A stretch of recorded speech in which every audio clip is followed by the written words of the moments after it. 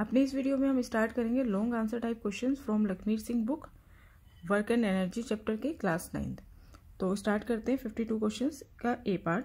Define the term work, write the formula for the work done on a body when a force acts on the body in the direction of its displacement. Give the meaning of each symbol which occur in the formula. तो हमें work की definition बतानी है और इसका formula बताना है जब फोर्स जो है इसी डायरेक्शन में लग रही है जिस डायरेक्शन में डिस्प्लेसमेंट हो रहा है, और फिर ईच सिंबल का हमें मतलब भी बताना है। तो work is said to be done when applied force produce motion in a body. तो work is said to be done जब वर्क कब होता है, जब फोर्स अप्लाइड करने से उस बॉडी में मोशन प्रोड्यूस होता है। तो इसके लिए फॉर्मूला है वर्क डन का W is equal to F into S, जहाँ पे W शो करता है work done, F force applied और S is the distance travelled. B part है a person of mass 50 kg climbs A tower of height 72 metre, calculate the work done. जी की value हमें 9.8 metre पर second square given है। मास 50 kg, height 72 metre और जी 9.8 metre पर second square. तो जब हम एक बॉडी को ऊपर की तरफ लेके जा रहे हैं तो अगेंस्ट ग्रेविटी, तो यहाँ पर वर्क डन हो जाता है mgh। ठीक है, मास मल्टीप्लाई जी 9.8 मल्टीप्लाई 72, इन तीनों का प्रोडक्ट करेंगे तो आएगा 35,280। वर्क डन किस में कैलकुलेट होता है? जूल में।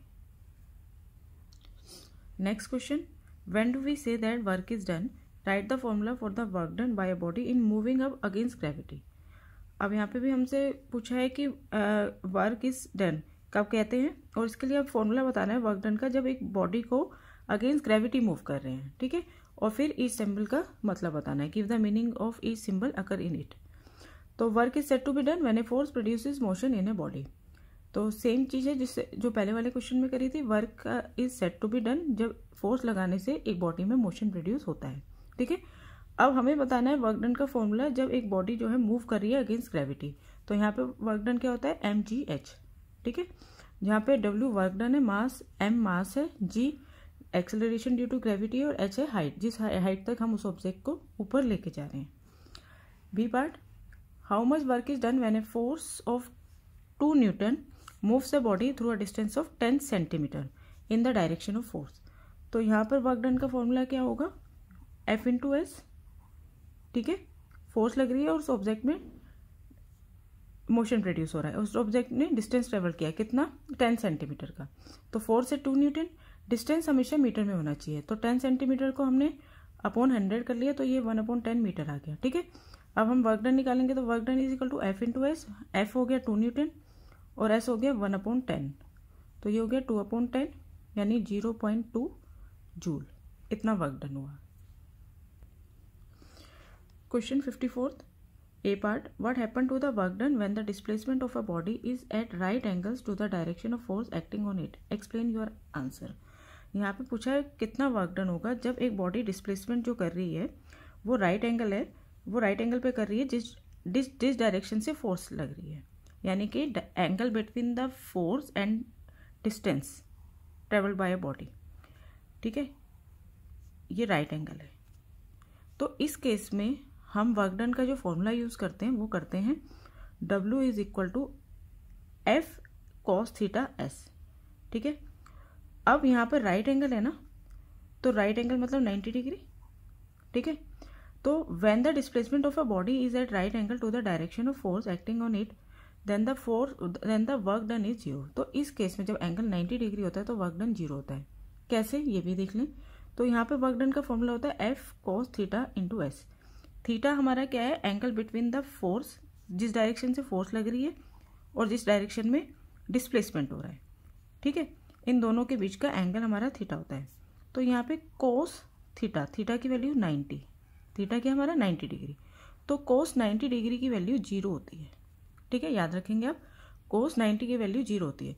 जब आप कोस 90 की वैल्यू आप यहाँ पे 0 पुट करेंगे तो ये पूरा प्रोडक्ट क्या हो जाएगा? 0 हो जाएगा। तो इस केस में वर्क डन क्या होगा? 0 होगा।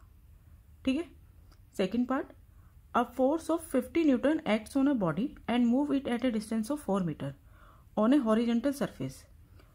तो फोर्स लग रही है 50 न्यूटन और वो एक बॉडी को मूव, इससे एक बॉडी जो है वो मूव करती है 4 मीटर डिस्टेंस हॉरिजेंटल सरफेस पर, ऐसे। ठीक है, calculate the work done if the direction of force is at an angle of 60 degree to the horizontal surface. तो हमें वर्क डन निकालना है। ये बॉडी तो ऐसे मूव कर रही है, हो गया डायरेक्शन ऑफ डिस्प्लेसमेंट या डिस्टेंस, ठीक है, और फोर्स ऐसे लग रही है, ठीक है, ऐसे। और इन दोनों के बीच का जो एंगल है ये कितना बन रहा है, 60 डिग्री। तो इस केस में हम फॉर्मूला यूज करेंगे, W work done is equal to F cos theta S, ये फॉर्मूला यूज करेंगे, ठीक है। तो फोर्स की जगह हम लिखेंगे 50 न्यूटन cos थीटा। अब यहाँ पे थीटा क्या है, 60। जैसे मैंने आपको बताया थीटा क्या होता है, angle between force and distance, इन दोनों के बीच का जो एंगल होता है उसे हम थीटा कहते हैं। तो यहाँ पे cos थीटा यानी कि cos 60 की वैल्यू होती है 1/2, ठीक है। तो हम cos 60 की जगह हम लिखेंगे 1/2 और डिस्प्लेसमेंट हमें गिवन है 4 मीटर। तो कितना हो गया ये, 100 जूल, ठीक है। नेक्स्ट क्वेश्चन, 3 पार्ट है इसके। फर्स्ट पार्ट में पूछा है define the term energy of a body and what is the SI unit of energy. Work done और एनर्जी दोनों की ही जो एसआई यूनिट होती है वो जूल होती है। और एनर्जी को कैसे डिफाइन करोगे, energy is defined as the ability to do work. Second question पूछा है what are the various forms of energy. Energy की अलग अलग फॉर्म्स क्या क्या होती हैं। तो एनर्जी की फॉर्म्स होती हैं kinetic energy, potential energy, chemical, heat, light, sound energy, electrical energy, nuclear energy. C part में पूछा है 2 bodies having equal masses are moving with the uniform speeds of v and 2v respectively, find the ratio of their kinetic energy. तो हमें 2 bodies दी हैं जिनका mass equal है और पहले वाली की वेलोसिटी या स्पीड है v और सेकेंड वाली की है 2v। तो हमें इन दोनों की काइनेटिक एनर्जी का रेशियो बताना है, ठीक है। तो पहले हम कैलकुलेट कर लेते हैं kinetic energy of first body. Mass हम दोनों का m ही लेंगे, इक्वल है ना। तो फर्स्ट बॉडी का मास हमने m लिया और इसकी वेलोसिटी है v। तो काइनेटिक एनर्जी क्या होती है, काइनेटिक एनर्जी हो जाएगी इसकी हाफ mv², ठीक है। अब निकाल लेते हैं हम kinetic energy of second body. Mass इसका भी m है और वेलोसिटी इसकी गिवन है 2v। तो इसकी काइनेटिक एनर्जी कितनी हो गई, हाफ mv की जगह हमें लिखना है 2v का स्क्वायर, ठीक है। अब दोनों का रेशियो निकालना है। तो kinetic energy of first body upon kinetic energy of second body.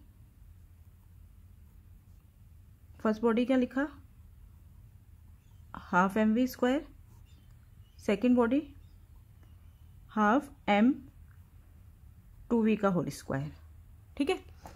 इस हाफ से ये हाफ कैंसिल, m से m कैंसिल, ऊपर आया v² और नीचे आया 4v², ठीक है। 2v का होल स्क्वायर है तो ये बन जाएगा 4v²। v² से v² कैंसिल, यहाँ आ गया 1/4। तो क्या रेशियो हो गया काइनेटिक एनर्जी का, 1:4। Next question, what do you understand by the kinetic energy of a body. तो काइनेटिक एनर्जी क्या होती है, the energy of a body due to its motion is called kinetic energy. B part, a body is thrown vertically upward, its velocity goes on decreasing. What happened to its kinetic energy as its velocity become 0? तो एक body को जब हम vertically upward throw करते हैं तो उसकी velocity कम होती चली जाती है। तो उसकी काइनेटिक एनर्जी क्या होगी जब उसकी वेलोसिटी 0 हो जाएगी। तो काइनेटिक एनर्जी किस पे डिपेंड करती है, मास पर और वेलोसिटी पर, directly proportional to the mass and directly proportional to the square of the velocity. तो जब वेलोसिटी 0 होगी तो काइनेटिक एनर्जी भी क्या हो जाएगी, 0 हो जाएगी। The kinetic energy of a body will be equal to 0 as kinetic energy directly proportional to the square of the velocity. C part, a horse and a dog are running with the same speed, दोनों की speed same है। If the weight of the horse is 10 times that of the dog, horse का जो wait है वो dog से 10 times है। What is the ratio of their kinetic energies. तो काइनेटिक एनर्जी का रेशियो बताना है उन दोनों की। तो वेट ऑफ डॉग हमने ले लिया m, तो वेट ऑफ हॉर्स कितना हो जाएगा इसका 10 टाइम्स 10m। स्पीड दोनों की सेम है v ले ली, ठीक है। तो पहले काइनेटिक एनर्जी ऑफ डॉग हो गई हाफ एम वी स्क्वायर, ठीक है, मास इसका एम लिया था और वेलोसिटी इसकी वी है तो v square. Kinetic energy of force हो गई हाफ एम के प्लेस पर हम लिखेंगे 10m वी स्क्वायर, ठीक है। इससे हमने कट कर दिया, चाहे आप ऐसे ही लिख के चल लो, जैसा है वैसा का वैसे ही लिख के चल लो, ठीक है, इसे मत कंसीडर करो। अब दोनों की काइनेटिक एनर्जी का रेशो बताना है। तो पहले वाले की काइनेटिक एनर्जी डॉग की हो गई half m v square upon में हॉर्स की हो गई half 10m v square. Half से हाफ कैंसिल, m से m कैंसिल, v स्क्वायर से v स्क्वायर कैंसिल, तो ऊपर बचा 1 और नीचे आ गया 10। तो काइनेटिक एनर्जी का रेशो क्या हो गया 1:10।